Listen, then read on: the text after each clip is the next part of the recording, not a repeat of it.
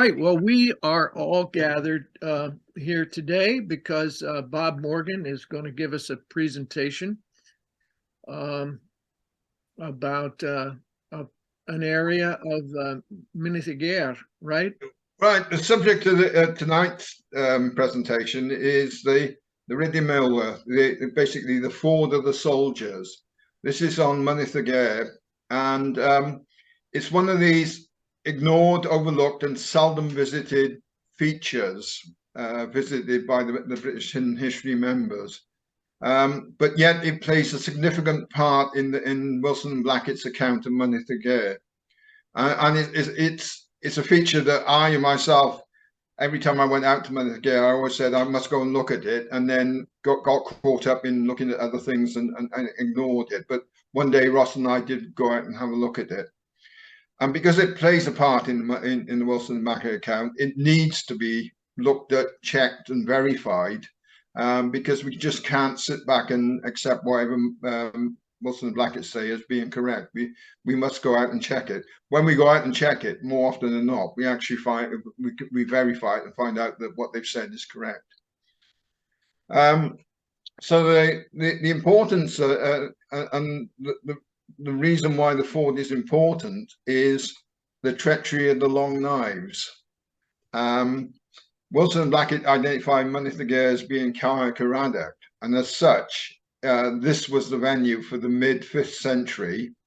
Most people, I think Wilson Blackett put it at 466 AD, where a peace conference was held between the Britons and the Saxons, and the Saxons ended up slaughtering 363 British lords and nobles. The story goes that Vortigern, who was the High King of Britain at the time, brought in Saxon forces under Hengist and Horsa to act as mercenaries in his battles with the Picts and the Gaels. And in turn for their services, Horsa and Hengist were allowed to settle in the Isle of Thanet. However, Vortigern lusted after Rowena, Hengist's beautiful daughter, and in return for her hand in marriage, he allowed the Saxons to increase their numbers and gave them the kingdom of Kent. Now, Vortigern's son, according to Wilson and Blackett, a lot of authorities dispute that he was his son, but and didn't have any relation. But anyway, the name is there. Vortimer then actually started to fight against the Saxons because there were large numbers of them coming into the southeast of the country.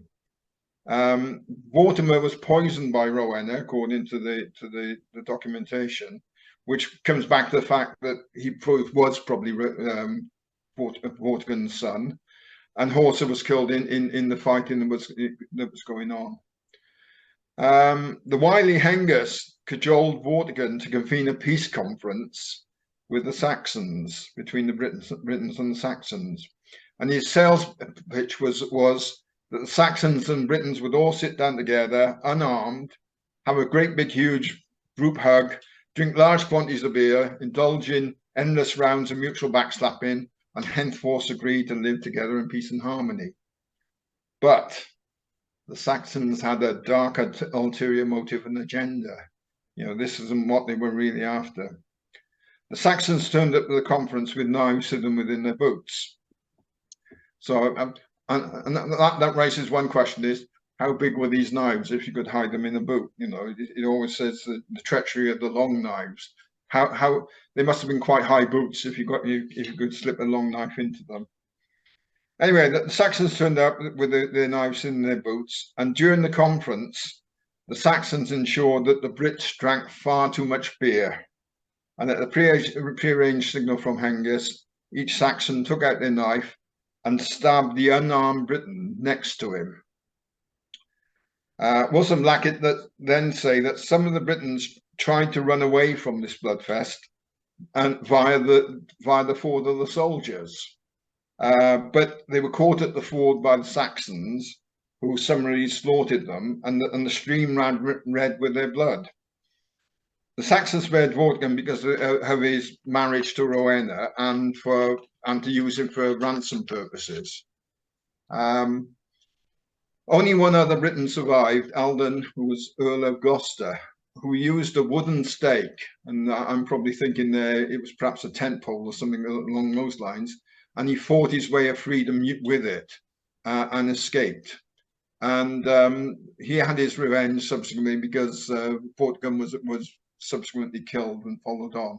But that the whole of the treachery along Knives is an issue, is a subject for a different for a presentation in its own right. This is a quick highlights of what happened, because it is all supposed to have happened on Mynydd y Gaer. So the first thing then is where is the ford? So on this map extract from the Ordnance Survey, I've taken it and I've highlighted the key Wilson and Blackett features.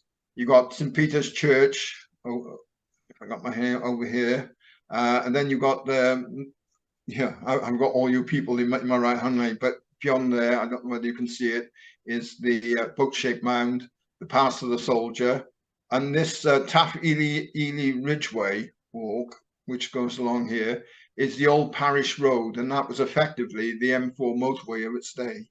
That was a very busy ancient thoroughfare.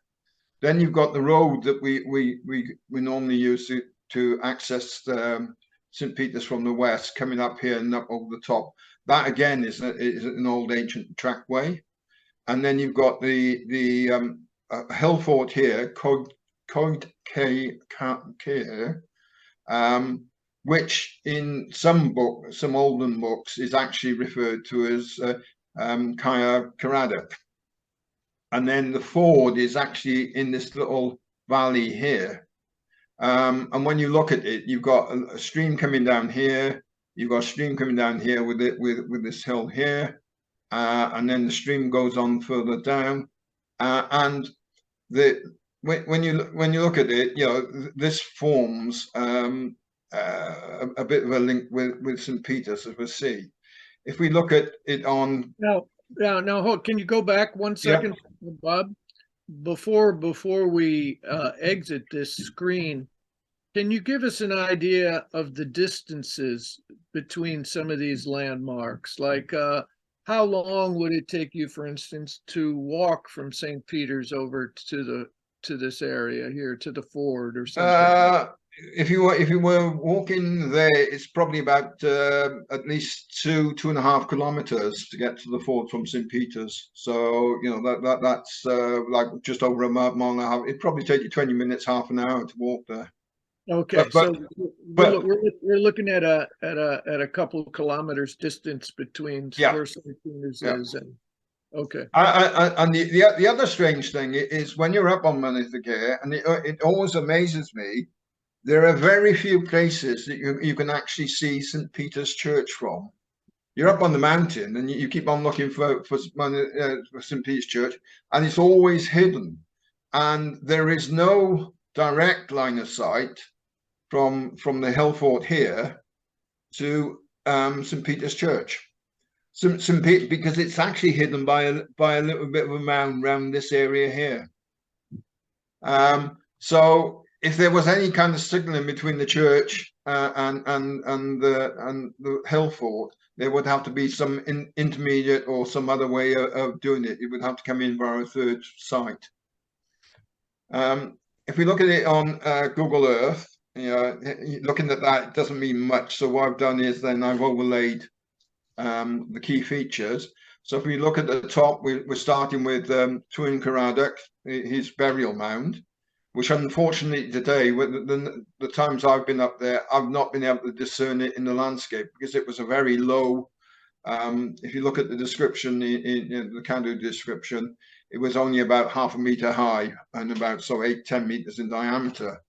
And it seems now to have been eroded to the point where you can't really see it. But it's marked on old maps going back for years. You've got the old parish road, which is the normal way if we're coming in from the west that we approach St. Peter's along this road. I've mountain biked on it since the 1970s. And it's a very ancient road. As I said, it was the M4 motorway of its day. Then you've got St. Peter's Church and the boat-shaped mound.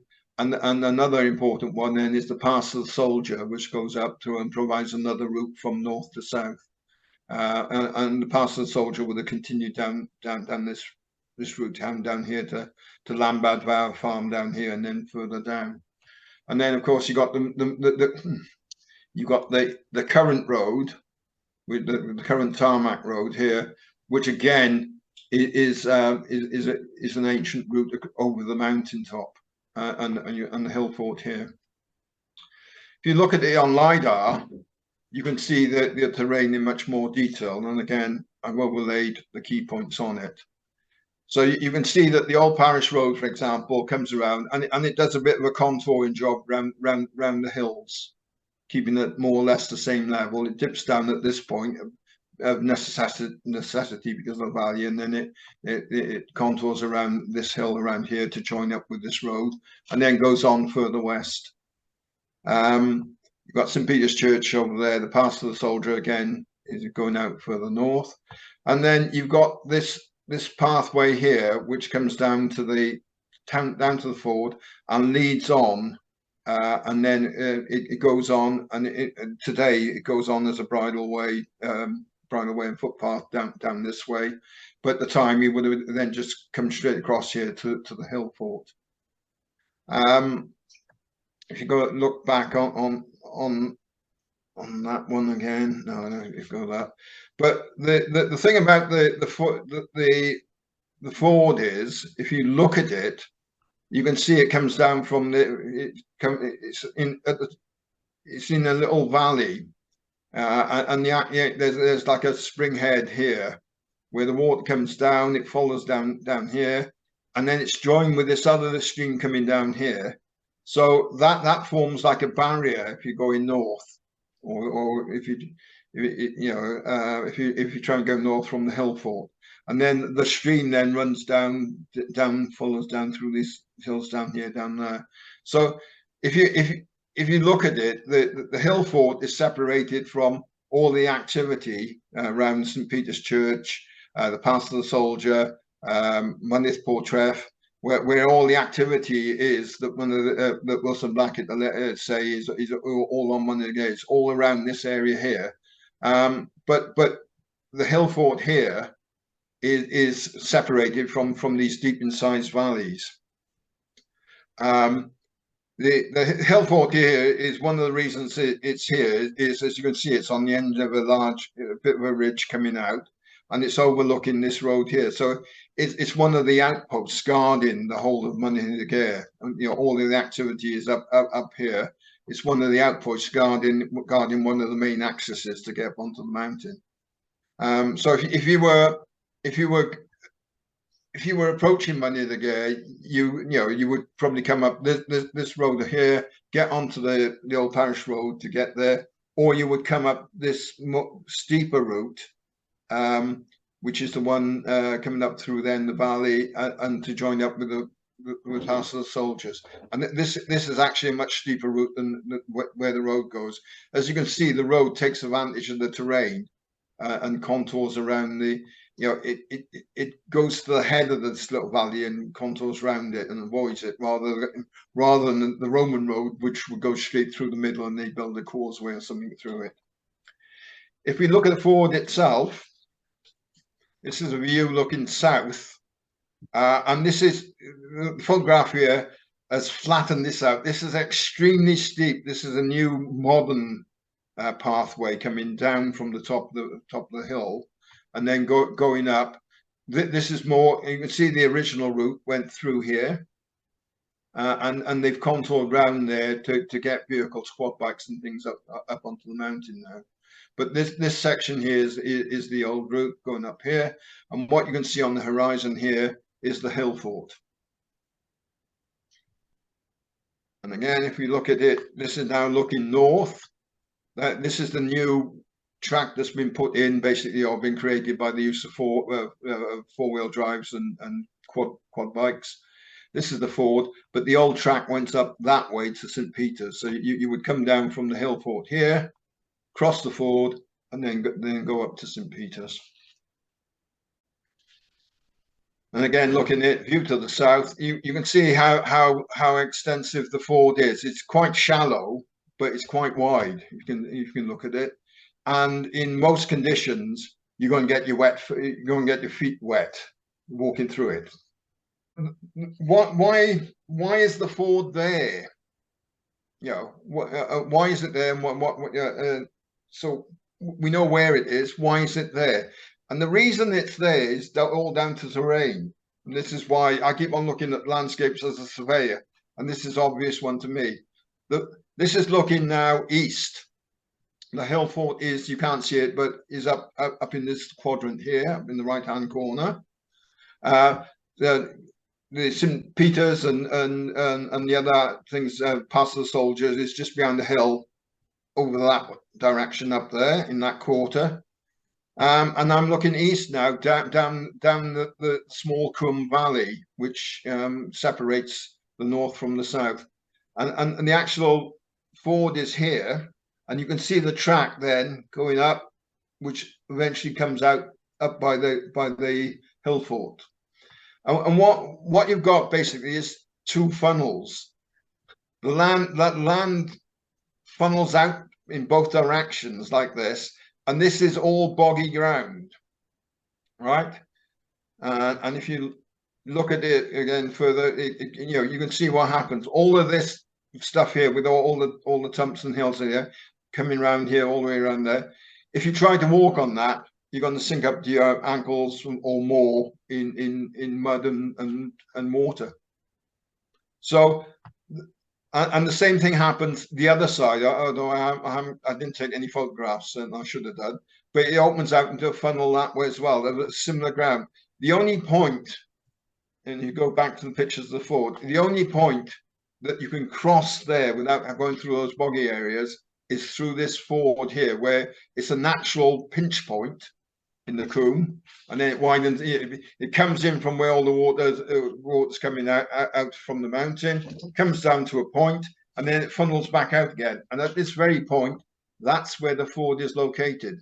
So in landscape terms, in topography terms, it's the natural bridging point, you know, to get from one side of the hill to the other, across that valley. Any other place you're going to try and get across that valley, you're going to sink up to your knees in mud and water. And believe me, I've tried it. So if we then look at, this is the hill fort, right? And we're coming back down to where Wilson and Blackett, if you go back to some of these photographs here, Wilson and, yeah, I can't point you out because you're all there, but Wilson and Blackett say everything was happening up here around St. Peter's Church, up in this right-hand corner. You got the Pass of the Soldier, St. Peter's, the church, Mynydd Portreff, where they're supposed to be, you know, housing the villagers. In this location around here, you've got what they term to be a castle, or what they presume to be a castle, remains. So everything was happening up in this quadrant, and this was really just an outpost hill fort. But so as a result of that, if you then look at, right, the Holy Kingdom book, and it's they got a section on page 214, which is treachery of the peace conference. And basically what they're saying there is the peace conference was held around the church, and they refer to in the descriptions in the Holy Kingdom, they refer to things such as the field of drunken helplessness, the pass of the soldier, etc. All of those are located, or supposedly located, around St. Peter's Church. And that implies, and the implication is quite clear in here, that somewhere around there is where the conference was held. And as a surveyor, I don't think that's what happened. I think we should look into this a little bit more deeper. And the way that I've approached it is basically, imagine that you know, you're a 5th century events manager, and Vortigern has come to you and said, arrange me a conference, right? Yeah, I'm going to have a peace conference with where Vortigern wants a peace conference. Arrange me a conference. Okay, so if you're an events manager, you immediately got a whole list of questions that you want answered before you even start to think about organizing it. First question is, how many people are going to be attending? You know, what am I doing? 10, 20, 100, 1,000? And the thing is, in all of the books and documentation relating to the put down in history about the treachery of the Long Knives, no one has ever mentioned a figure of how big this conference was, but we have some clues. The first clue is in the book here. Wilson Blackett saying 363 Saxon lords were killed. No, 363 British nobles and lords were killed by the Saxons. And also in the story, the Saxons came armed with their knives, and at the sign from Hengist, they had to stab the Briton that was next to them. So from that, we can at least assume that there were 363 Saxon lords and 363 British lords. So that's giving you like somewhere around 750 people. So you need a venue which can hold 750 people at least for a conference. Now the issue then is support staff. You know, all of these people attending this conference are all lords, nobles, or kings, and they've got, and what they all got, they've all got large entourages and hangers on and people like that. I mean, you've got cooks, dressers, servers, interpreters, bards. You've got the flunky who puts the toothpaste on your toothbrush and then wipes your backside. You know, if you're a lord, yeah, you've got all of those people who are coming with them. So it's not just the 363 Saxons who are coming for this conference. They're going to be bringing their attendants with them, and similarly, the 363 lords from Britain will be bringing their attendants. Now, if you start looking at that, well, how many would each of them bring? Well, they could bring hundreds, you know, 20, 30, 40 for each lord. And that would put the numbers up hugely. What I would say is that there has to be some kind of practical limit on this. You know, the Saxons are coming over from England. So they're traveling, they're going to arrive here. They can't bring lots of people with them. You know, one of the other big things, if you were doing the conference, is how are we going to feed all these people? You know, one roast hog is not going to be suffice. You know, how many sort of animals have we got killed to fill all this host of people? So I think there would have to be some kind of practical limit. So you would, yeah, there's nothing in the history to help us, because no one ever mentions the number that attended the conference. But what I would say is we make some assumptions. So if there have to be some kind of practical limit. They would all come over, each of these lords and nobles would probably come over with at least 10 to a dozen people. So if you got, say, 750 lords attending, they got total then, so support team of 10 times that, you know. So you're talking in the region of about 4,000 to 5,000 people in total. So you would need to find accommodation for 4,000 to 5,000 people. You need to find a venue where you could have the conference with the 750 lords, where they would all be present to witness and have a say in what's going on. So once you start doing that, yeah, I start as a surveyor. Then I start looking at the landscape, and one of the things that strikes me immediately is if you look at the landscape all around this area here, where St. Peter's Church is, it's all very hilly. There's not many flat spots. You know, if you're going to accommodate all these people, the only accommodation, the practical accommodation for such a large number is going to be tents. And if you haven't been camping, what you want when you put up your tent, you want a flat level spot. Well, around St. Peter's, there's not that many flat level spots.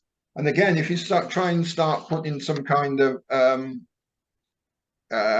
figures to what you're looking for, I keep going back down to this guy who's analysed all of the Roman forts. He analysed every single Roman fort, small forts, large forts, and things, and came out with a figure of that each of these forts, when they had inside the fort, you'd have to have your tents, you'd have to have latrines, you have to have cooking areas, you have to have latrines and things like that. And he's worked it out and analysed. He spent years, about 20, 30 years, analysing every single Roman fort detail he could get his hands on. And he's came out with a figure of about 690 people per hectare. Now, if we base everything on that kind of figure, which is justified by this guy's 20 years research, and it wouldn't be out of I wouldn't say I won't say we can put 100% reliance on it, but it's at least a rule that we could start looking at. If you're trying to accommodate 4,500 people, you're going to need about 6.5 acres of flattish space where you can put your tents. And as I argued with Ross, you ain't going to find it up here. You ain't going to find it up around St. Peter's. So I don't believe that that's where the conference was held. Again, if you go back to that, we go through the ford itself. This is the old care, and I believe when you look at this is where the actual conference with the 750 lords and nobles was held, because that fort encompasses an area of about 1 hectare. So you can get 690 people in it set up as a campsite. So if you can get 690 people in it set up as a campsite, according to the guy who's done all the analysis on the Roman forts, you can certainly get 750, 800, perhaps 1,000 people in there just set up as a conference venue. And what I would suggest would happen is you probably have tents all around the perimeter inside the compound to provide shelter in weather, and you leave a big circular area out in the middle where you would have the conference, and all the lords would get in there. The rest of their entourage would be left outside. All the lords would get in there, and then that's where the business would be done. That's where the talks would be having, and that's where the ale would be consumed in large quantities, whilst they did all the backslapping and saying what good fellows they were and how we were going to live in peace thereafter. On the photograph here, you can see Steve there and myself there.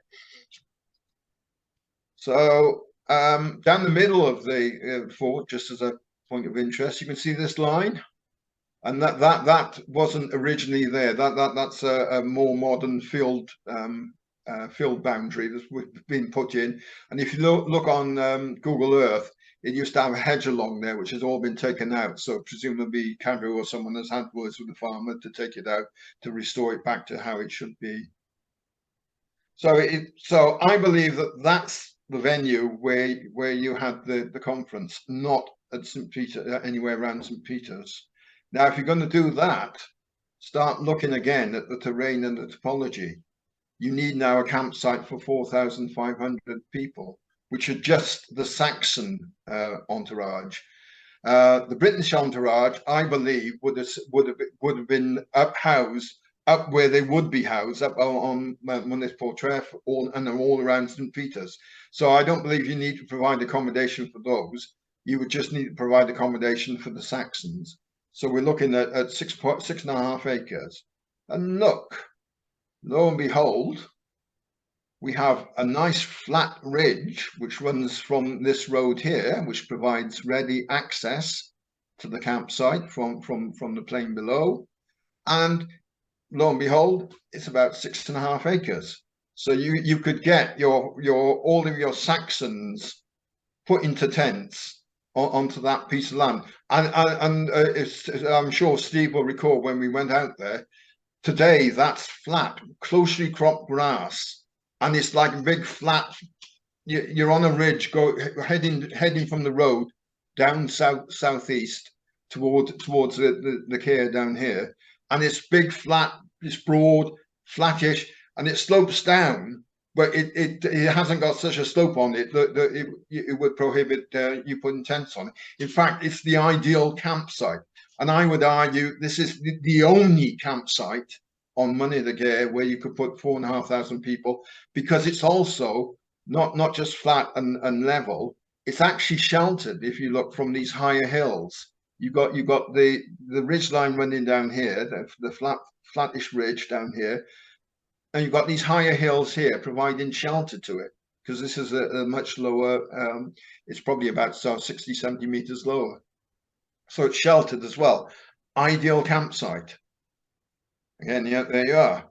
And then if the conference was held there, and the massacre occurred there as well, you've then got a ready route of 1.5 kilometers up to where the bodies are supposed to be buried, which is up on the Monument Amelia, up on top of the hill, the highest part of Money the Gare.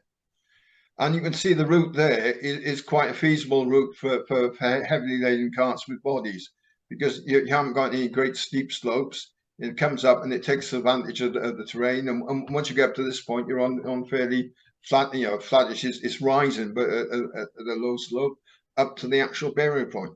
If you were coming from St. Peter's, it's about 3 or 4 times as long a distance to bring those bodies. So again, from that point of view, it makes more sense that the massacre happened where it did. One of the other issues, if you're providing a Glastonbury of the day, like Glastonbury does now, you have to have security. You don't. What you want is you've invited 4,500, 5,000 Saxons into your country. And I maintain one of the reasons why you would hold it down here, not St. Peter's, is you would want to keep those Saxons at a distance. You would also want to keep them corralled in. So you wouldn't invite them to where you are, or where you've got all your permanent accommodation up on around St. Peter's and Monday's Portrait. You're separated from them by this great big huge valley here, which we can see has got in the bottom has got so bog and morass, and the only one bridging point is the ford. So what you would do during the conference would be you would make certain that people who aren't invited can't get in, which is what they do at Glastonbury. If you haven't got a ticket, no entry, mate. Keep you out. So you've got 2 functions with security. One is to keep the outsiders from coming and intruding into the conference. You don't want people super gluing themselves to some part of the hill fort or something like that in protest at what you're doing. And the other part of security is you also want to keep the Saxons contained. You want to know where they are, and you want to be able to control their movements so that they can't come out there and spy on you, or they can't come up and do a sneak attack from the rear and that kind of thing.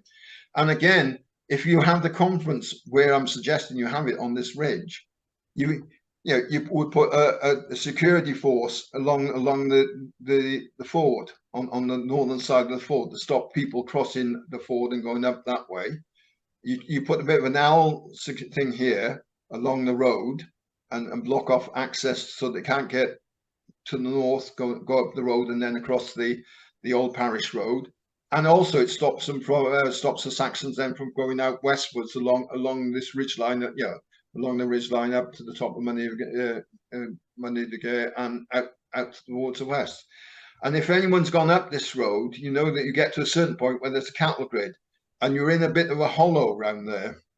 You're in a holloway, and that's another natural place. Then, if you put a security force around that little holloway there, you can actually then block access. You can block people coming up to join the conference, and you can block people leaving the conference. And again, on this side here, you've got slopes down to the road, so it's quite a well protected thing. Now, looking from the road, if you go back, I'll show you where. Looking from the road towards the castle from this point here, you get this view, and you can see the wide, flat, short crop grass, which is where I'm suggesting that the tents, the Saxon tents, would be placed, like that. And to me, there's no other place you could hold a conference on Monday Gay. You haven't got everything that this has got going for you. Wilson and Blackett clearly imply in this book that it was held somewhere around St. Peter's.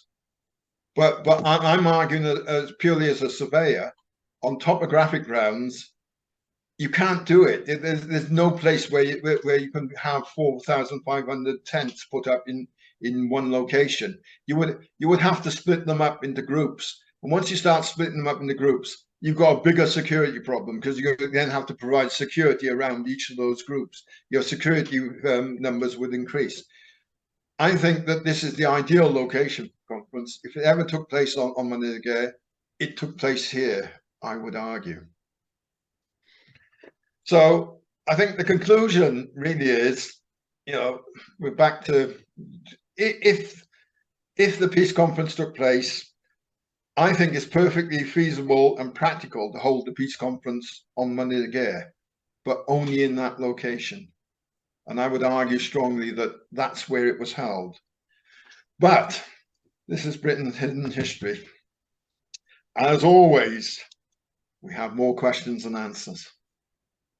So the first question I've got is, why was the peace conference held in South Wales rather than England?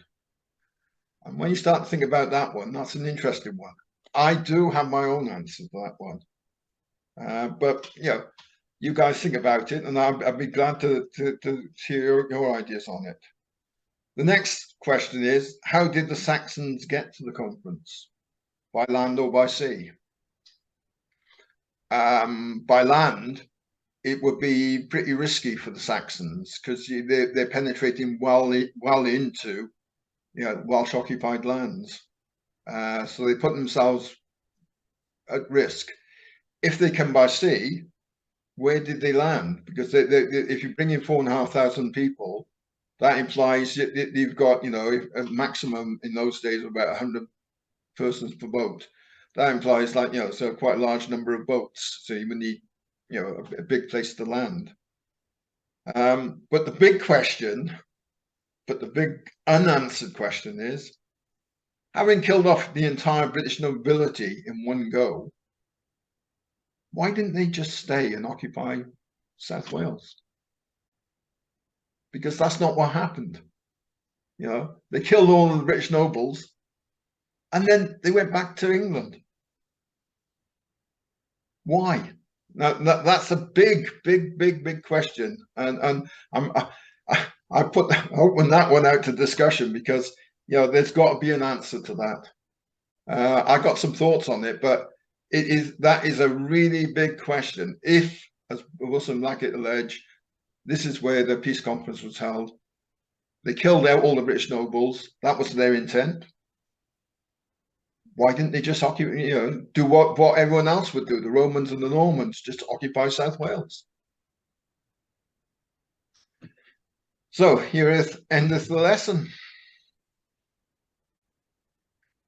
Okay, Bob, but before we open it up to general questions, and I think you've started us off with some really great questions. I just have a couple of specific things related to some of your slides here. And can you just go to your last slide, the one of the road? Yep. Okay, and this is just a curiosity thing. I'm sure you've been at this spot yourself, right? Although this looks like a Google Earth image. No, this is Google Earth. My question is just related, and hopefully you'll remember this because you took a look at it. I'm just curious what that sign is in the middle of your campsite. What does that say? What the sign says, I can tell you what the sign says. No vehicles on the common. Okay, so that's what that says. Okay. No,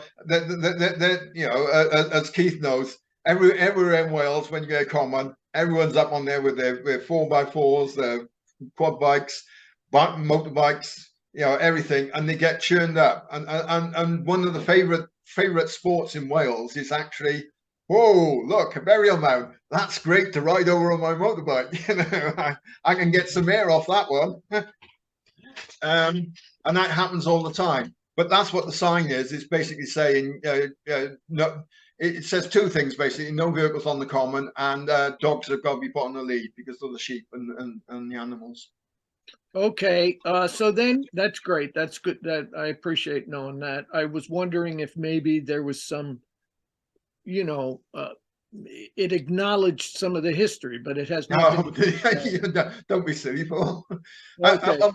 I'm on money again. The only signs that provide any information, and they are now quite old and again quite hard to read, are signs put up for the wind farms to tell you all about the first wind farm that went up on Monday again. Yes. And Okay. there is no other informational signs. You can go right them on the top up by where the monument to the soldiers is, right on the highest spot of Monday. There's nothing there. That there's an old trig point that's down. There's a new trig point there, but there's no sign saying that there was any kind of monument there. Chewing Caradoc's grave, nothing to show that it's there or who it is or why it's or who he was. There's no sign at the fort, obviously. No, nothing to let people know what they're looking at. Not even at St. Peter's Church to say that it's a Norman church. Right. That's crazy. So going back just real quickly, one last, and then let's open it up and to other folks. Your first picture, just go back to your first slide, I think, which was the picture of the there. Yeah, keep going. Okay, yeah, that's perfect. So this is the ford. So speaking of riding over grave mounds or anything, I'm just kind of curious. You see that kind of bramble covered mound at the very bottom of it, right, where the road goes over? What this one, the one where the road cuts across? Oh, this one here. Yeah. What do you suppose that is? It's just a natural feature? Yeah, no, it could be a natural feature because the original path is obviously it went through the middle here. This coming around it, there's obviously some kind of natural little lump.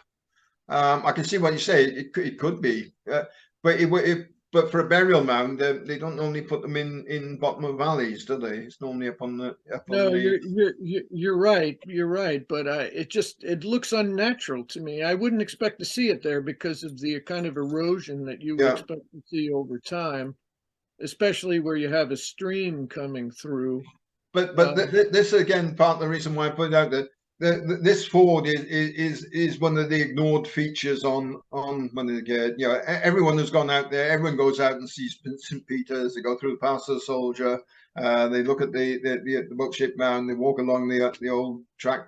Hardly anyone actually takes the time out to do the diversion to come and look at the ford.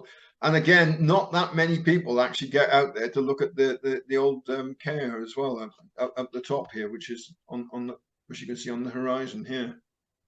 But you can see the damage that's being done up on the end because this is a new track created by quad bikes. Right, taking the shortcut straight up the hill. You wouldn't have been able to get a horse and cart or anything like that. And if you were riding a horse, this photograph really flattens this out because when you're walking down here, this is really steep. The only way you get up here would be with a motorized vehicle, and it's the farmers just taking this shortcut straight up the hillside to get to the top of the mountain on the other side. Okay. Anybody? Is David still here? Maybe. Oh, there he is. Yeah. Well, anybody want to take up any of Bob's questions? Just what you were referring to about the mound there. 99% of the time in Great Britain, old trackways respect the old burial mounds. Yep. What era? So we wouldn't get a burial mound, whether it was military campaign, soldiers being buried, or just tumuli going back to the Neolithic. Tracks always respected them. As we see at a good example of that is the boat-shaped mound, where we see where the old track respected it, and recently a new track's been through. And we can see on Bob's picture there that the newer track next to it, there's an older track, and doesn't really look like there's anything else substantial going around it, maybe around the back. No. No, I think you're right though, because the old track it went obviously straight through the middle, and this new track has been created by the quad bikes that they're using nowadays. Probably because the middle one is a little bit too steep for them. Yeah. Or boggy. And we know that this terrain, the topography of it, hasn't really raised through biotope and foliage compression, like in other places down in the valleys where we might have up to a meter's difference for 1,000 years. Up here, it's 2 inches for centuries. I would expect though that you've gotten some silting in the area. You talk about it being boggy now, Bob, and how I would imagine that perhaps 1,500 years ago, or 1,500 years ago or so, that stream might have been more clearly defined, and that while there was bog around it necessarily, it was much more clearly something that you had to traverse rather, the way that you might traverse any other, much larger stream or something. And but so it still is the natural point for it, because as you can see out here, it funnels out this way and it funnels out that way, and you've got this constriction. It's a natural constriction point, and that constriction point, that's you've got clear water as opposed to the bog, and I'm sure that's the way it's been for a long time, and so it's a natural way across. One of the other interesting features, you can see this line here. See it all the way along? Straight line there. Right. At first, I thought that was a pathway, but when you actually get up to it, what you find is that's actually a trench, all the way along. Now, whether that's they've dug down the trench all the way along, and that has got water in it today. So I don't know whether it's some kind of drainage feature. They're trying to stop water coming down into the valley. But if so, all they're doing is seemingly, from what I could see up on site, they're taking it from this point here and funneling it back up the hill, because it sort of slopes down that way. Or was it some kind of defensive ditch? I don't know. But it is a curious feature. And again, this is what I say. This is one of the ignored areas of Mynyddig, and I think we need to do a little bit more work with the members at looking at it, because that is an interesting feature. It's obviously man-made, and there's got to be a reason for it. Now, is it a drainage ditch or is it a defensive ditch? And then of course, I mean, pardon me, Catherine. Just I'll let you. What the difficult thing I would imagine too is figuring out when any of these features were added, right? Because I mean, absent any obvious datable object or charcoal, et cetera, it's hard to know when that feature that you just talked about, Bob, would have been added. Is it as old as the fort? I mean, was it there in in the 400s when this incident happened? It's hard to know. And then only the last thing I just wanted to mention, and then Catherine, feel free to take it away, is that I wonder, with the names of some of these places, I mean, clearly, and maybe everybody just agrees because they already think of this, but that it wasn't given its name until after the events happened, right? I mean, in other words, like, it wasn't called the Fort of the Soldiers until perhaps the soldiers were actually, let's say, folks trying to run down from the Gare at the top, got caught in this area, right, by the Saxons who were chasing them. And then, consequently, it gets its name after, the whole area becomes memorialized, as opposed to it being called the Fort of the Soldiers Because why call it the fort of the soldiers if it's just a ford that everybody's using, right? I mean, it's not. You don't have to be so specific. And that's clearly the implication that Wilson Blackett placed on it. That's where the name comes from. And again, it's if you think about it, right? If this is where the massacre was taking place, if you're trying to run from the Saxons, where would you run to? And the obvious place to run to is down through the ford and up to St. Peter's, where all of your entourage and things like that are actually permanently housed, or actually got their accommodation up there. And so, yeah, that just leaves me one point I wanted to. The one thing is that I might argue, and I won't do it now, but I might argue with your guesstimate of the figures. I mean, I could easily imagine it being thousands fewer than your, 4,000, 5,000 people. I mean, they only brought 2 people along, Well, the thing you got to remember is that these were lords and nobles and kings. They don't travel around without their flunkies. They always have an entourage. Like I said, so Prince Charles has got someone who puts the toothpaste on his, toothbrush. But then doesn't that get a little? I mean, okay, let's say that only lords and kings carry weapons normally, right? Yeah. Or can we be so sure? I mean, if you have an entourage, you've got kitchen people with knives. You've got you've got other people handy who could intervene in a massacre, right? I mean, you've got your folks on the side, right?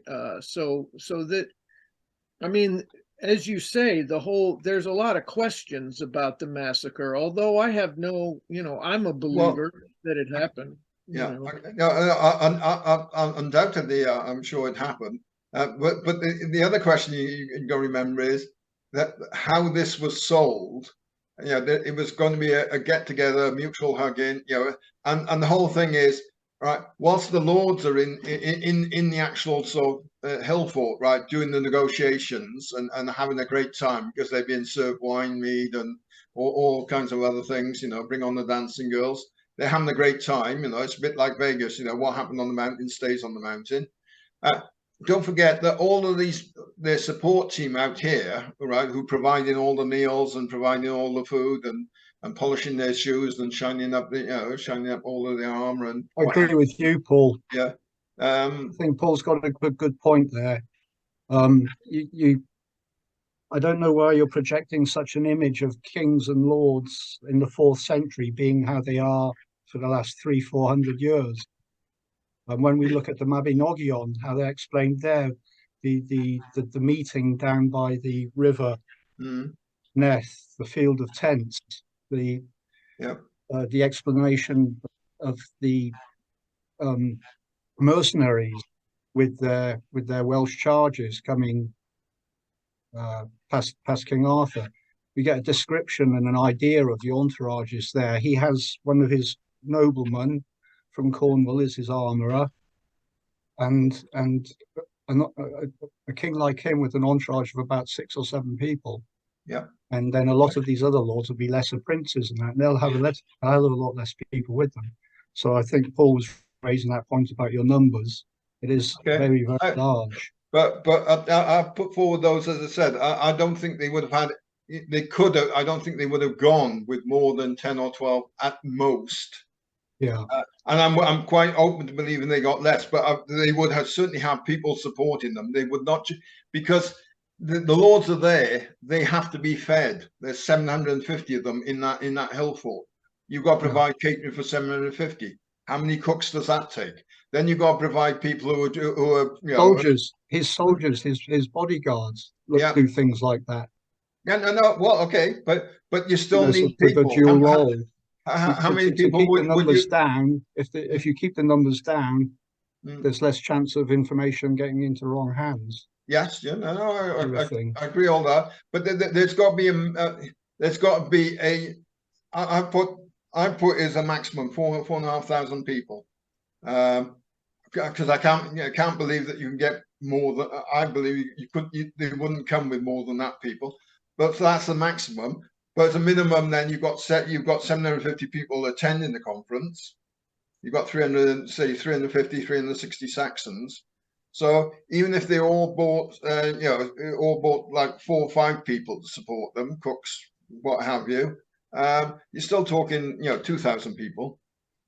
Which so I mean, somewhere between I don't disagree, and I want to let Catherine speak because she's been waiting patiently. But yeah, I mean, somewhere between 1,000, I don't know, maybe as many as 2,000. Although that just seems to me to be a lot of people to be able to, even though your point is well taken, and I don't disagree that, say everybody, the main principles are gathered within the fort, and everybody else is outside of the fort, then they're not really in a position to be able to interfere with any secret. And I'll have more to say about this, a little later, but I'm just going to.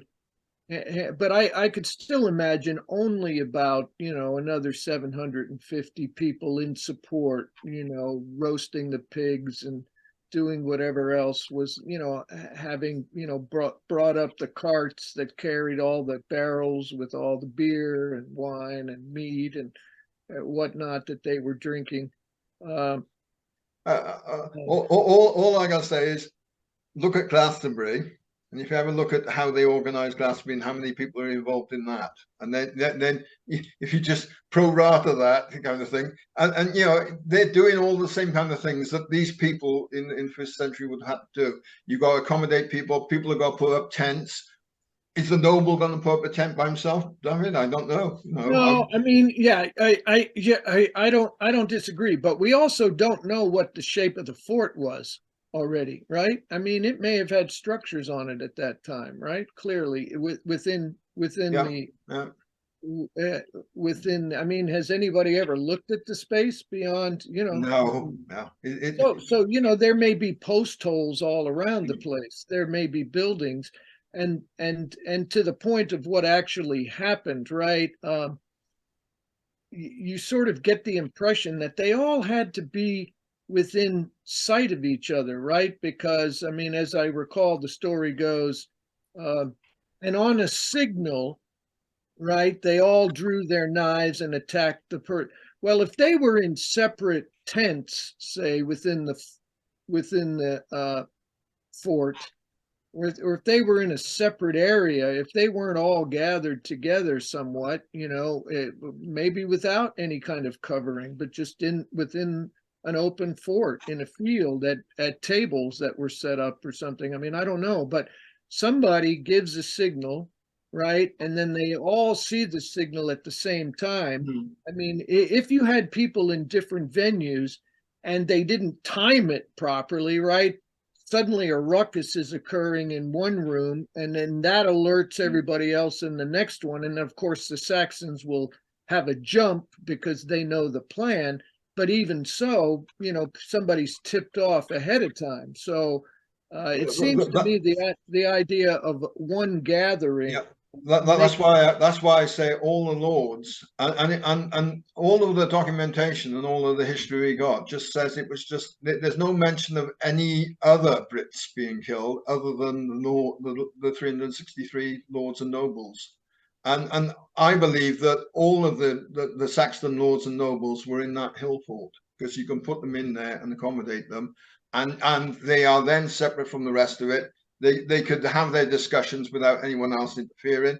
But equally, once you've got all these other hangers-on out here with the Saxons, what would be happening? If you go to any conference or anything like that, the Saxons would be intermingling with the other British people. They would be drinking beer as well, whilst the lords were sorting out the business in there. They wouldn't be just sat around with their feet up on the desk waiting for them to come out and tell them what happened. They'd be doing the same thing that the lords and nobles would be doing. They would be having a drink with the rest of the lads. Catherine, I'm going to toss it to you. You've waited right. patiently. Another thought with that trench. I believe they would have used local produce, and surely that trench also in ancient times was hilly areas. They dug trenches for water to farm land. Yeah, okay. So that we mustn't exclude. I do believe there would have been up to 10 around important kings and nobles, and I would say half that for lords in those times. They would have had to have had personal security, because not only were they meeting up with Saxons, I think it must have been one of the biggest manipulations in history, and very well planned by them. I can't see taking carts of food. I think it would have been all local produce, and no, I would say for kings, people in high places, up to 10, and lords, I'd say up to about 5, no more than 5, because they did travel in groups, especially lords and nobles. So I do tend to agree, and with your theory, I'm more to your side than I do to Alan Wilson's idea of it being near St. Peter's. And another thing, oh, sorry, it's just slipped my mind. There was something I was going to say. Oh, forgive me, I've forgotten. I'm sorry. If I think about it later, I'll let you know. Okay. Thank you. Keith wants to say something. He's raised his hand physically. Right. Can't see him. Couple of things. One of the things is, I've not read about this. I know it happened, but I haven't read anything about it. So I'm coming from it from ignorance. Who was the British king at the time, or the Welsh, the man in charge in that location? It would have been Vortigern and Hengist on the Saxon side. Right. So the question I've got is, you leave 400 or 500 people in, whatever it was, or more, and there's no protection there. I don't think that would have happened somehow. It sounds like it was a trap. It sounds like it was a trap by maybe Vortigern, because he was given all the protection, but he didn't give anything, did he? At the end of the day, because even after they killed them, where did the Saxons go? That to me is the biggest question. Well, yeah. Having killed all of the Welsh or the British nobles and lords, which was the intent of Hengist by doing this despicable act. I can give you the answer on that. Go on then. Vortigern arranged it all. Right. And when all the Saxons just went away, because it was part of their domain then. There was no need, because they had Vortigern. It was simple.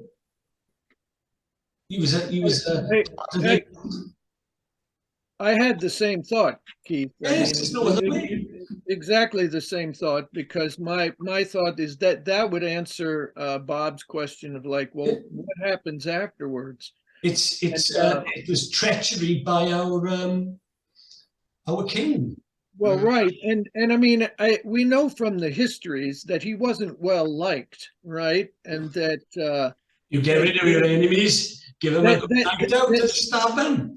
Yeah, that he was rather despised. So you can imagine that he would have a motive to sort of do away with other native, Britons who might be in conflict with him, or potential conflict with him, or Always even, got the same problem with me.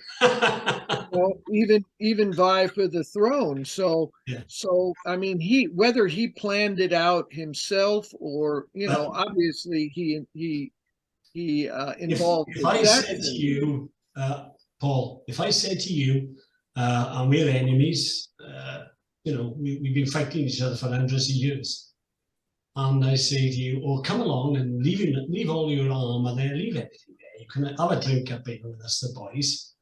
And before, it couldn't have come from the Saxons. It had to be from Vortigern.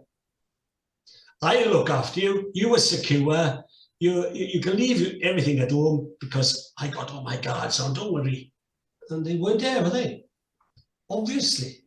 And that might also explain, Bob, the question of why they did it there, as opposed to, I mean, the other thing to realize too is that I think still at this point, right, there are no English kingdoms, right? It's all Britain, right? It hasn't been subdivided. So it's just that they hold it in territory we now think of as Wales, but at the time it was still.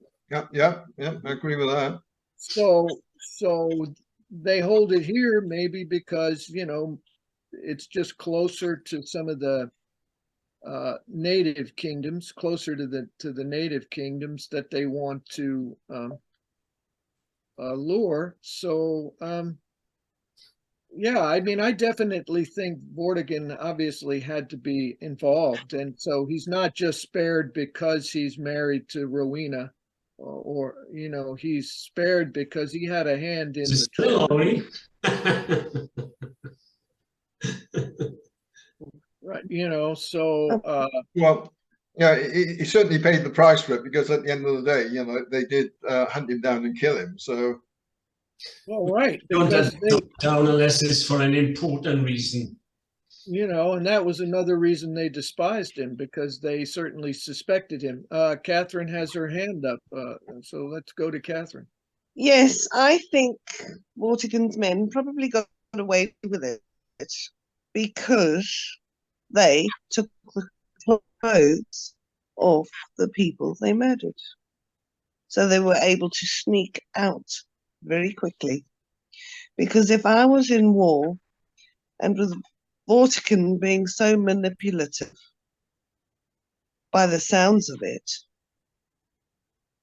I would just take the clothes of the locals that I'd murdered in disguise to get back to the ships.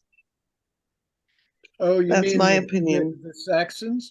Well, if they came by ship, and I think that is a good, so far, not easily answered question, Bob, is like, how did they arrive? An overland journey has always, certainly when Keith and Bob and David were doing the whole discussion about the Battle of Baden and everything, there was the whole talk about, well, how did they get there, right? And no one seriously entertained the idea that they came overland. So I agree, there's an open question as to how they got here for this, but I don't think it was one way they came. What you're talking about is a vast force of Saxons. I think you had a group going by sea, and I think you had a group over land. It's logic. You think of it. I buy into that. They don't all have to come together. They come by different separate routes for certain, like people attending conferences do nowadays. They don't all come, from London. You've got people from all over, and they come by different routes. But what you had, let's look at it as an example. So they killed the British. Vortigern residing away somewhere with his troop, so they weren't there. Half of them went down to the sea. They had troops there protecting them because they knew they were coming that way. And also overland. You know, they left troops there ready for them, so no one could chase them once it was too easy. I think there was a lot of drunk soldiers around the camp as well, not in the, you know. Oh yeah, no, for certain. As I said, it wasn't just the lords who were celebrated. But the interesting thing is, in all the historical records, they only refer to the actual lords and nobles being killed. Well, and there's actually, if it does, it stinks, doesn't it? Yeah, there's no mention of any of the, you know, the lower military guys being killed. It's if you want to get rid of your enemies, that's the way to do it. But it's also true that, you know, most of those histories ignore the common person generally entirely. Yeah, I mean, there's no record of all the common soldiers that were killed in Baden, right? I mean, if you're a Saxon and you're dead at that single charge of Arthur, you're just one of 900, right? You're not anyone who's given a name. So that's just because history up until recently has largely celebrated the nobles, right? The kings. Those are really the only people that we know about. But that does also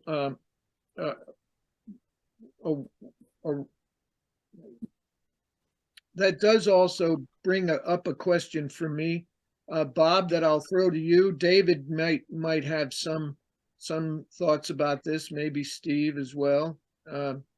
Catherine, who still has her hand up, and we'll come back to you again if you haven't finished. But I know that the academics are constantly arguing and extremely skeptical about the Saxon presence in you know, Britain at this time, right? I mean, the latest arguments, of course, was that there was no real invasion. It was just a gentle migration there, you know, because we can't find evidences for the conflicts, yada, yada, yada. But of course, they don't ever come over to the Welsh side of the border and look, say, at the battlefield of Baden and begin to examine that in any real way. But just these 363, Bob, as you said, if there were 363 Welsh lords, kings, princes, or whatever, who were killed in this peace conference, nobles, there must have been, I think it's safe to say that there were 363 Saxons. You know, maybe there weren't. I mean, we're not clear how many Saxons there were, but let's just, for the point of argument or discussion, say there were 363. Well, if you're a Saxon noble, how many people do you represent? In other words, you know, what I mean, that gives us some idea. I mean, if it's a lot of people. If this is a cream of the crop of the Saxons who are coming over to negotiate this conference, can we have any idea how many Saxons they actually represented? You know, what is the population of the Saxons at this point that they're coming in to represent, to sort of get an idea of the wives, the farmers, the whatever, the tradesmen, you know, these people that aren't nobles. I mean, how many damn Saxons are we talking about? Anybody have any idea? You know, yeah, it's mentioned in I forget which one of the historical documents, but it's mentioned what happened was Vortigern gave Horsa and Hengist the Isle of Thanet, and then when you married Rowena, they got Kent.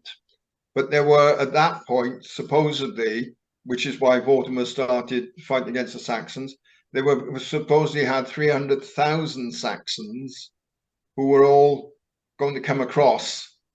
And it's mentioned. I haven't got it written down somewhere. I'll find out. I can point it out to you guys. 300,000. Mention of 300,000 Saxons were mentioned as let's say that's accurate, and that rings a bell. So I may have read that. Makes sense. Say a lord represents about 1,000 people, roughly. Say, give or take a little bit. So for every 1,000 Saxons, you've got a lord, right? Who is Seems right to me. What's that? It seems right to me. Yeah, that kind of makes sense in my head too. That sort of that could work. But then obviously we know from the records, right, that even though most of the lords, the Welsh lords, were killed, not all of them were, and they certainly must have replaced them rather quickly, because within a couple of generations, you've got kings again, and you've got Arthur, who's marshaling all these, folks to battle back against the growing. Have anybody thought that the noblemen who went to the party, what if they're complicit with the Saxons, thinking, oh, they're friends of ours, here we go. I don't want to fight no more. Then they treated it. Now that is something that we haven't thought. Hi, Monica. Hi, Monica. Hey. I find that harder to believe that the nobles were themselves sort of complicit. The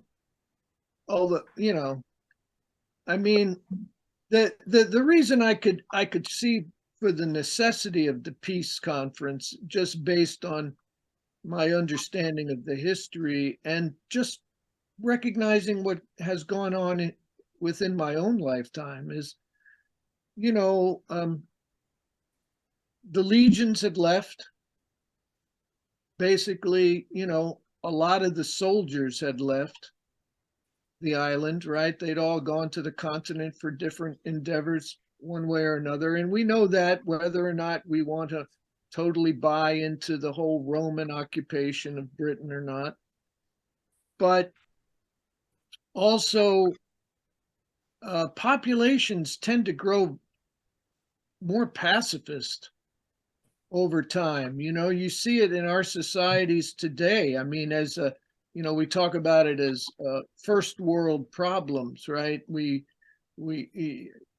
each generation that is further removed from a time of conflict seems to have less appetite for it, right? I mean, they just don't.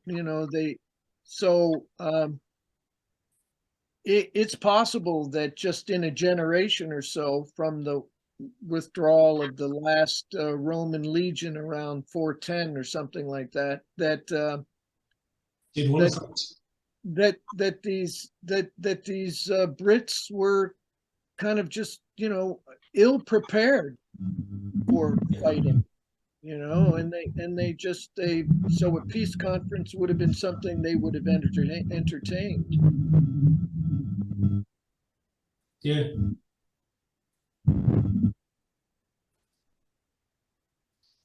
This Vortigern confuses me.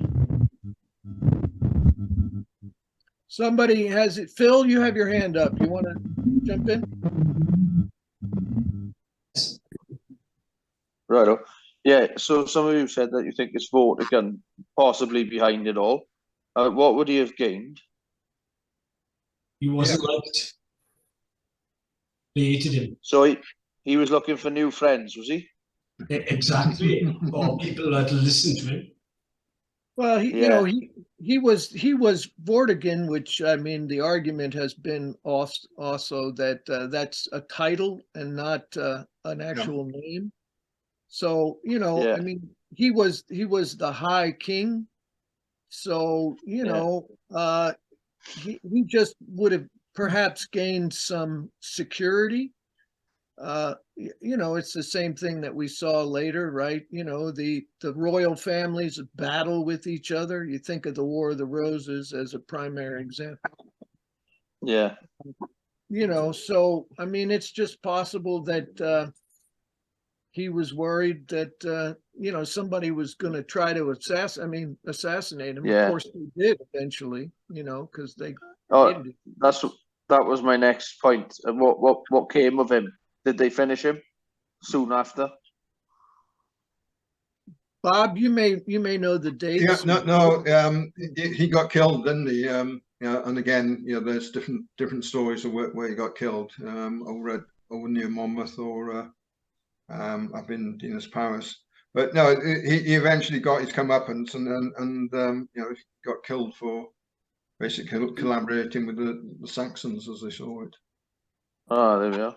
Yeah, and in revenge for what happened.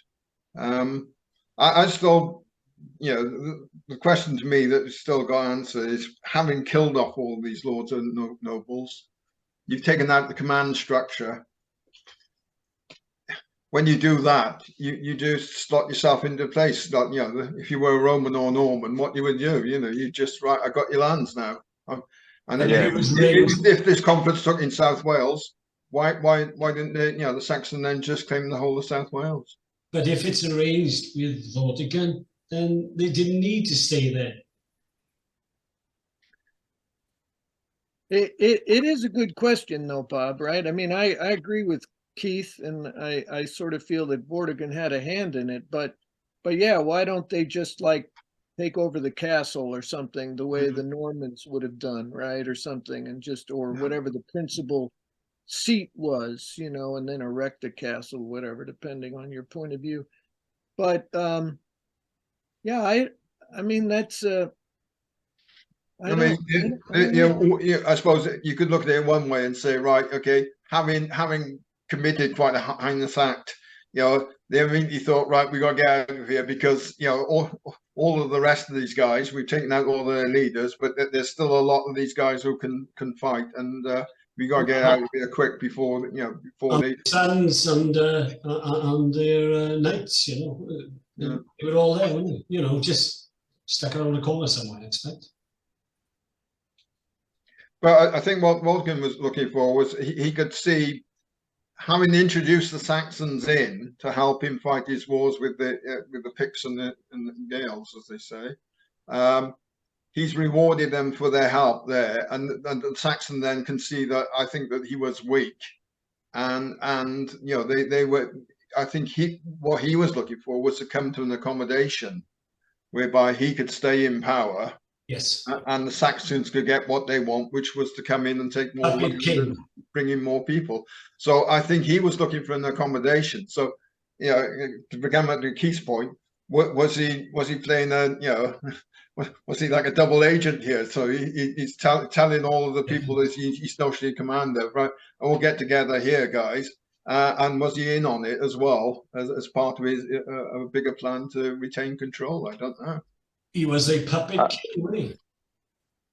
But you know, it's, you know, there's certainly some questions here. And again, the peace conference, why hold it in South Wales rather than England? I mean, you know, the mainstream would say that it was held on Salisbury Plain. And if you go back to you know, you go back to the beginning of our presentation here, what you're looking at there is Stonehenge. Ah. Yeah, the stones here at Stonehenge in that illustration there, because that's where traditionally the mainstream put it. But again, you know, that's still taking it out of the area where the Saxons were at that time, which were in Kent and the Isle of Thanet. So that's still, you know, removed from there. One of the reasons why it was held in South Wales perhaps could be, it's like, if you want to borrow something from your neighbour, you don't expect your neighbour to come to you and say, here, have my lawnmower. You go and see your neighbour. You know, if you want something from someone, you've got to put yourself out. And it could be that's why the Saxons had to come to Wales. If you want something from us, you got to put yourself out and come and see us. We're not coming to come and see you and have a peace conference down in Kent. you've got to put yourself out and come and see us if you want peace. But if you got Vortigern on your side, you could have added anywhere, couldn't you? Well, if he was at the time regarded as like the paramount king or the High King of Britain, he could have had it anywhere in the country, couldn't he? Yeah. Yeah, he but- could have. But again, you know, if you think about it again, holding it in Wales is another perhaps good move on his part, because you're actually taking the Saxons far from their stronghold in the country at the time, from the the southeast corner. You're bringing them there to a remoter location, so you got more control over what happens. And as I said, you know, they've got to come because they want something from you. It's not the other way around. It's not the Britons wanting something from the Saxons. It's the Saxons wanting something from the Britons. The thing I'm thinking about is, if I was a British lord, then I wouldn't like to go to Salisbury. I don't mind going to Cardiff. You know? No, but that's it. It's not far, is it? And Well, yeah, but it comes back. Logically. It comes back again, Keith, that how did they get there? If you're talking of the numbers, I think the potential numbers of given, you know, up to 4,000 people, anywhere between, say, 1,000 people, there's got to be at least 750 people, the two sets of lords. Yeah, if you add on their entourages, you know, it could be anywhere between 2 and 4,000, 5,000 people. So traveling that number of people across land, it might be easier for them to come by sea, and if it's easier to come by sea, okay, they could then just turn up, beach up up on Ogmore and come up via, you know, sort of Iweni. Where did he come from? I know it's England, but where? Well, they were becoming, you know, their stronghold at the time was Kent and the Isle of Thanet, So southeast corner. So they could have sailed round, you know, or they could have come via the rivers, you know. By accommodation. Up a 7, and it was up a 7. But again, you know, I take the point that you made earlier. You know, they don't all have to come by the same means. They could have come by different means, as would have the British lords and nobles as well, because they would be coming from different. Some would come by ship, and yeah. Catherine, you have your hand up. Yes, again. can I make a suggestion? Yeah. We know that there were different capitals in ancient times of Wales. Give you an example. We had Ludlow, we had Shrewsbury. Mhm. I mean, that was part of Wales. We had Anglesey. Now, could this have been an ancient capital of the Welsh kings at the time? It's just a question. Yeah. Because Cardiff, I'm sure, only officially became the capital. Was it 1955? Yeah, well, Cardiff at this point in time would have been no more than a small village on the coast. Small village. Yeah. Fishing village. Yeah, it didn't become big until the Industrial Revolution, essentially. However, Now, as Alan and Barham do make a good argument, don't forget that there's Sengheneth, which they argue was historically the seat of some kind of Senate. Obviously, that's why it gets its name, you know, maybe related to the Silures in some way. So it could have long been that.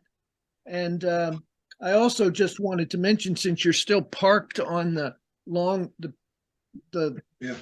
photo of or the picture, you know, at Stonehenge, I think that idea comes down to us, if I remember correctly, from Geoffrey, right? Geoffrey of Monmouth in his history places the peace treaty at Stonehenge, and I don't want to open up the silly little conspiracy idea, you know, woo-woo ways of thinking, but let's not forget that I think the British legends and maybe even the histories say that Merlin moved the stones over to where they are now, right?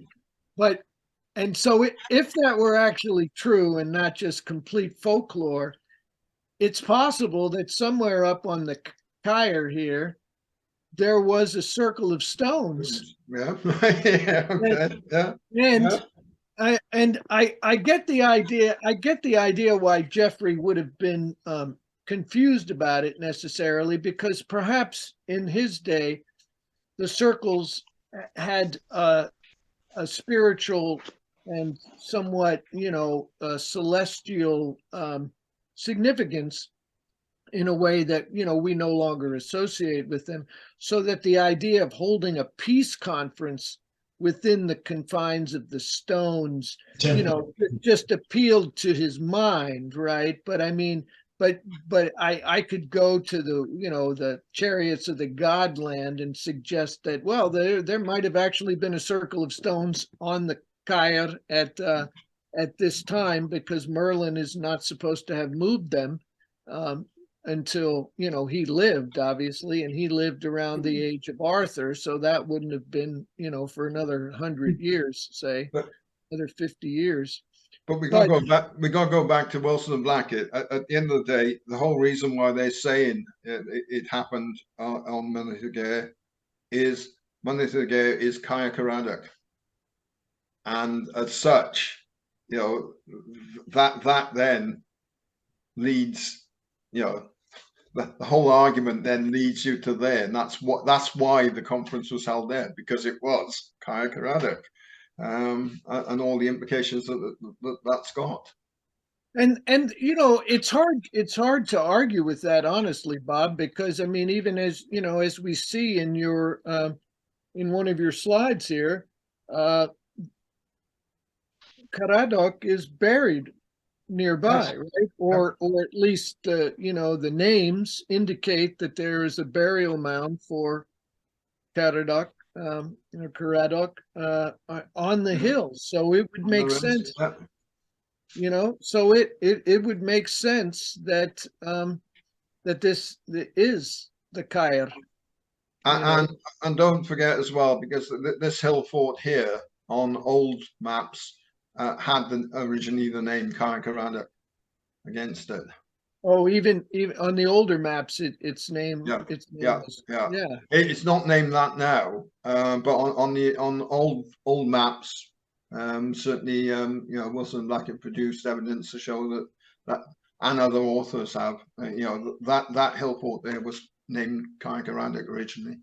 And as I think as you've made a good argument, I mean it makes sense. It doesn't make sense for Wilson and Blackett to have moved the conference a couple of kilometers away necessarily, but because it makes sense for it to have been held there, if in fact and if it had the name, I'm surprised they didn't just put it there.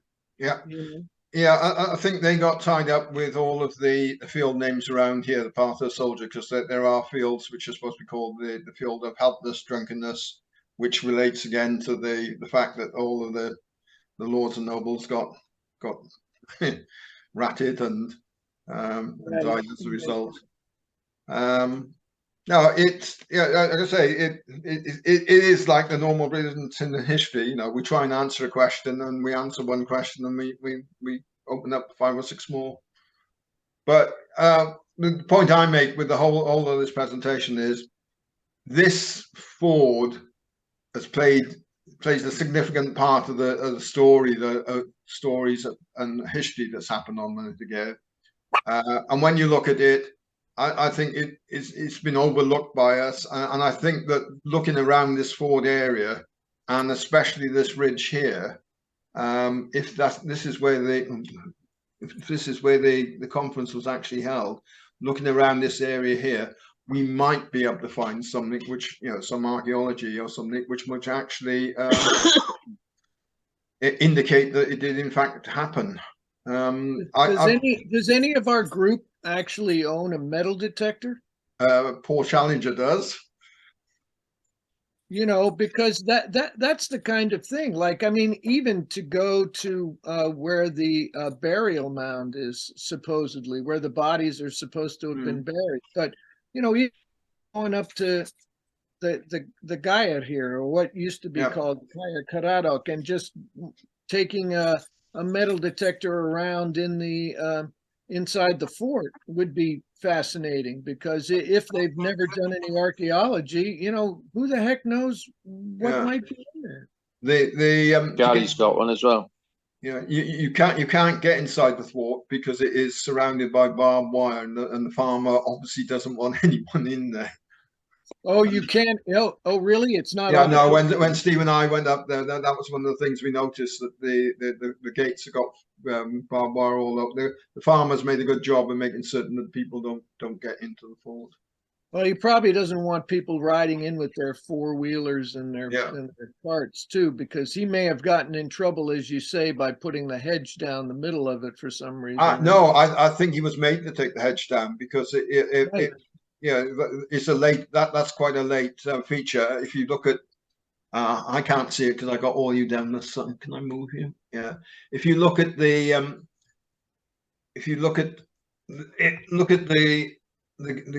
here, you can see there's quite a pronounced hedge line. Right. Right. If you look at our drone photos, that hedge line has been that hedge has now been grubbed out.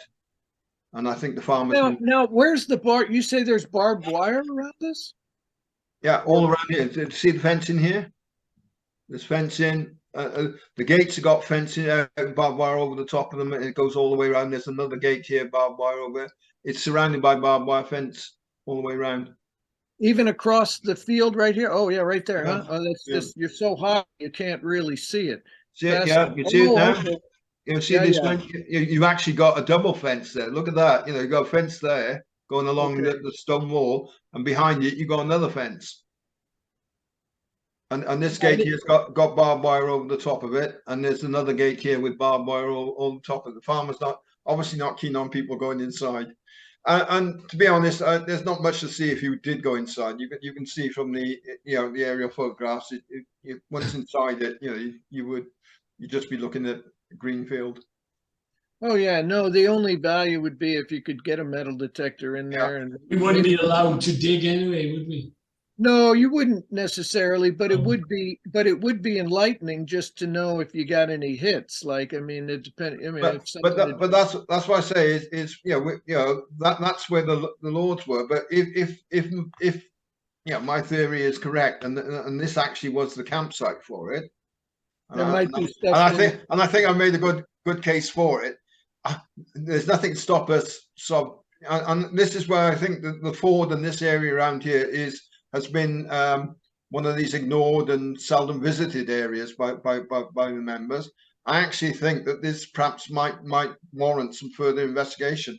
Paul could get up there with his metal detector. Or be a bottle top, so there. Yeah, because if they killed if this was the main killing zone here, no doubt it would have spread out.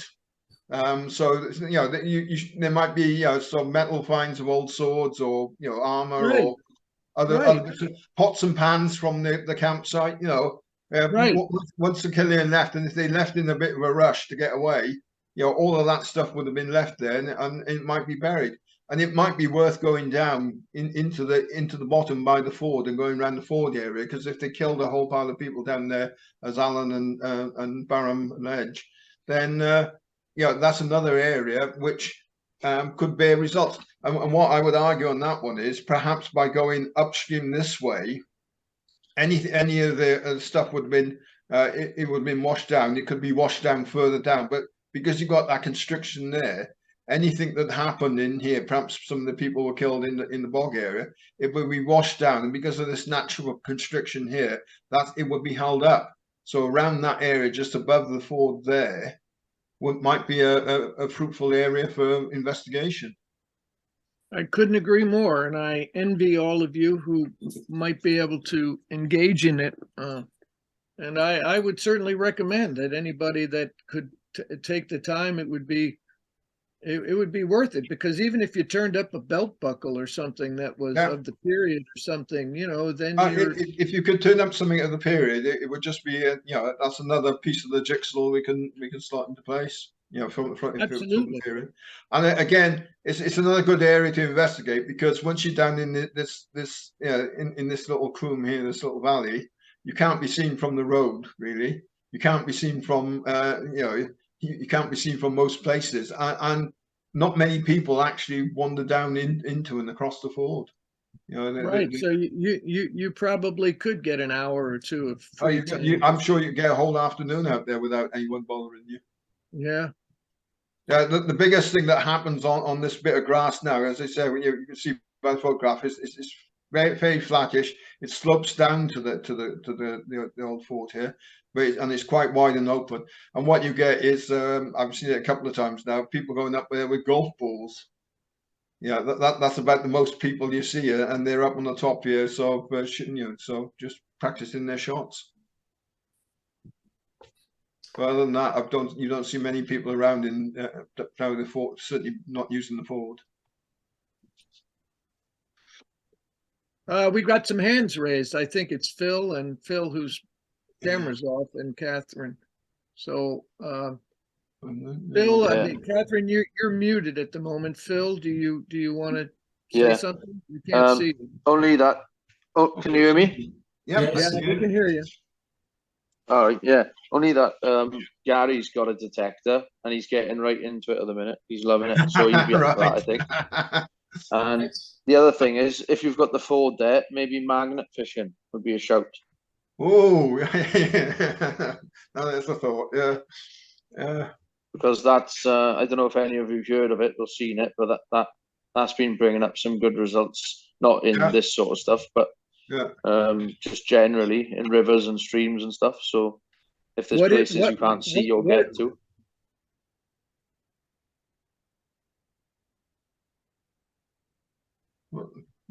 So, Phil? Yeah, go on, Paul. Go on. No, I was asking you what was this second thing you called? I didn't quite catch it. Magnet? Is that what you said? Magnet fishing. And how and what exactly is that? Because I'm unfamiliar with that. It's like a high strength magnet. This is very simple, and you basically throw it into water, and people are pulling up all sorts of. I get it. So you drag it through a stream, and then sometimes like coins or something might be attracted to it or something. So like in the Thames and stuff like that at the moment, they're finding all sorts of revolvers and guns and all sorts of different stuff. People are doing it just out of interest, but not for anything specific. But I mean, if you've got a ford there or somewhere you can't access with a detector, it would be a shout if it's always been there. Mm. Yeah, very true. Is that good? Can we let Catherine?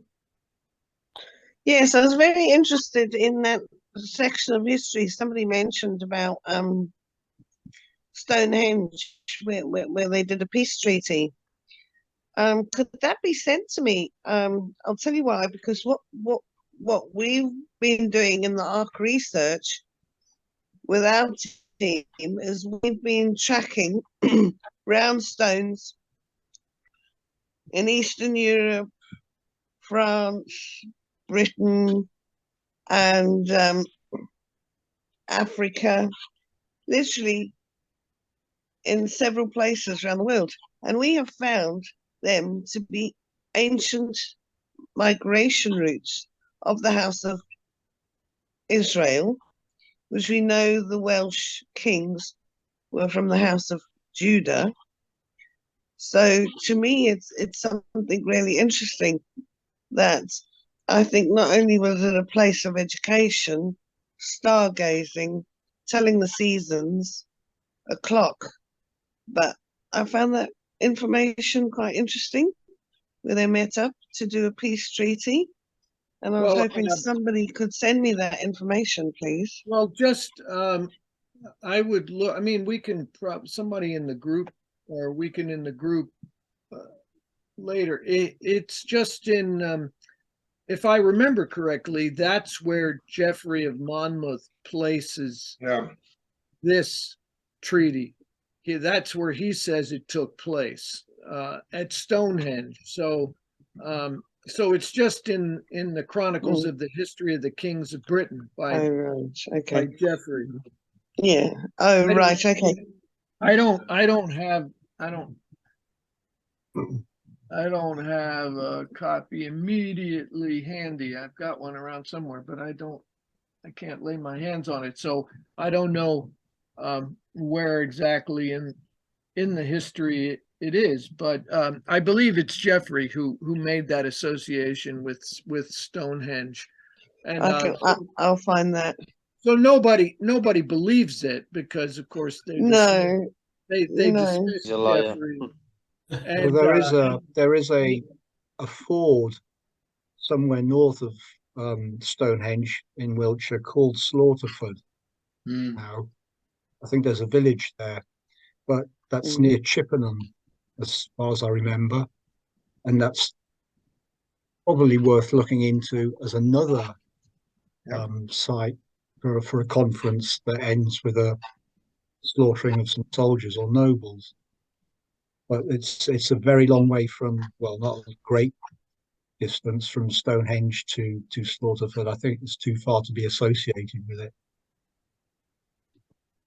so that's good. That's good information, and it just David, and it's also confuses the issue a little more. But that also may be why Geoffrey, if that's an old association, and Slaughterford has been around for a long time, and was around at the time that Geoffrey was writing his history, it could account for his misidentification of the site.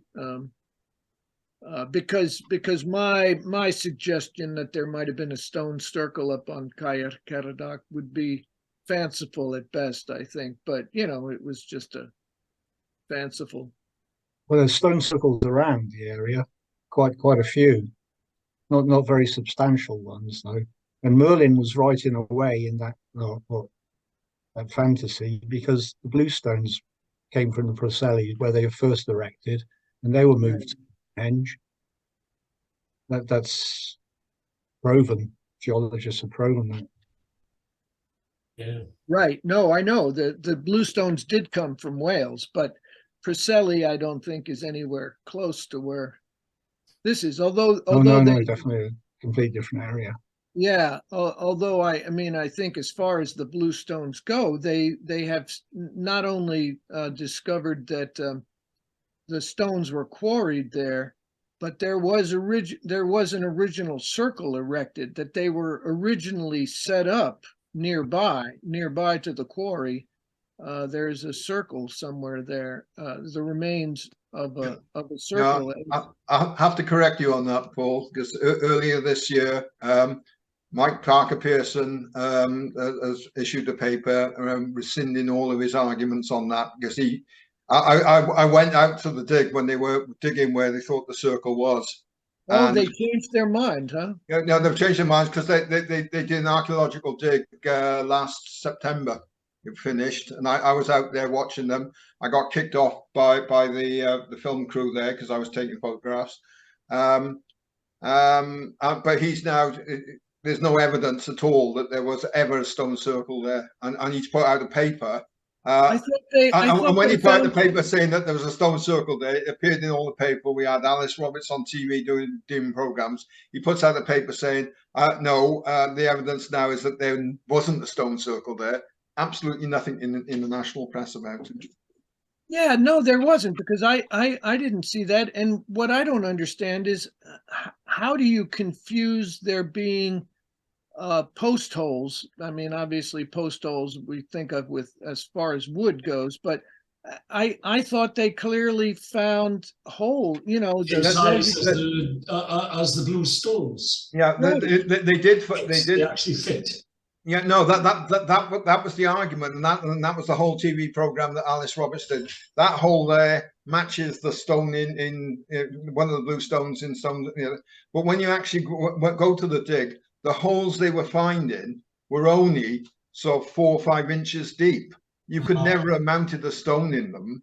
and the service Are you accusing archaeologists of lying? yeah, and the service of where they were digging again was acknowledged by geomorphologists and things like that. They took all the expert advice. It has not, hasn't lost a couple of meters of soil in the intervening period. So that he's been forced to conclude that there is no stone circle, and he has put out a paper to that effect. But as I said, it's got no publicity.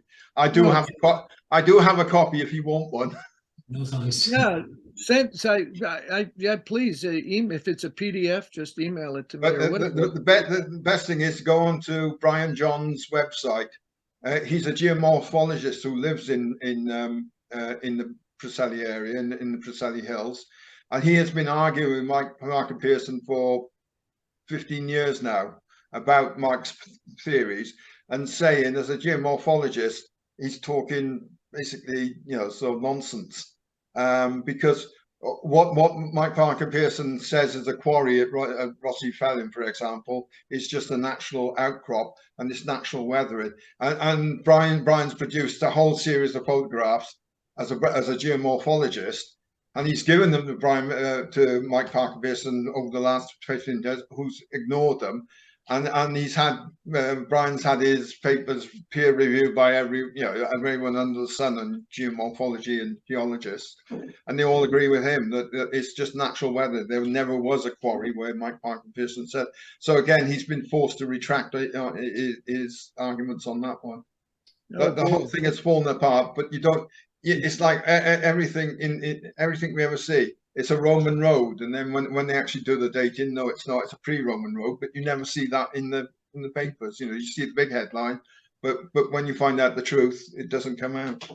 I've been looking at Robin Heath. Yes, yeah, is unbelievable. Yes, but he's another one who can show you. You just mentioned that, Keith. Well, he is fantastic. Yeah. What a guy. Seriously. He's found Stonehenge in the Preselis, and it works. It works. It tells you all the clock. It tells you everything. That book, David, is called The Measure of Albion, huh? Yeah. Yeah, it's the Glandy Cross prehistoric site. Yeah. So much around that area. Yeah. He's really good. And if Mr. Parker Pearson got it wrong, there's hundreds of other locations around there. Yeah, no. But Mike Parker Pearson has been looking now for 15 years for this supposed other circle, and he's not found it yet. But Robin Heath's work, is great guy. Great guy. Well, I rate that man. He's if you want to study. Listen, gents, I just want to mention we've been